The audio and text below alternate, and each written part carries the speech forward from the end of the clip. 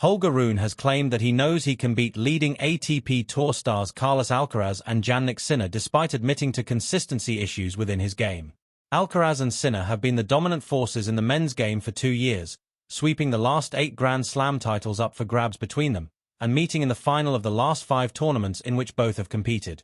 World number 11 Rune, who is just a handful of days older than Alcaraz, and has known the Spaniard since childhood, has long been recognized as one of the brightest talents on the ATP Tour, and beat Alcaraz in the Barcelona Open final back in April. However, after winning the Paris Indoors Masters 1000 title in November 2022 and reaching a career high of world number 4 in 2023, the Dane has struggled to kick on. While Alcaraz and Sinner are 6- and 4-time Grand Slam singles champions, respectively, Rune is yet to make it past the quarter-final stage of a major, and was beaten in the opening round of Wimbledon and round 2 of the US Open this summer. The 22-year-old has not reached the quarter-final of a Grand Slam since Wimbledon in 2023 and, after ending his 2-year title drought in Barcelona, has failed to reach another final since then.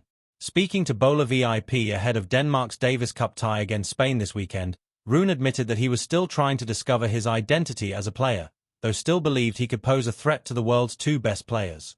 "I feel like I'm lacking some consistency in my identity as a tennis player," said Rune. "Often, I go into matches with a relatively offensive mindset, while other times I come in with a grinder's mindset. That's the danger.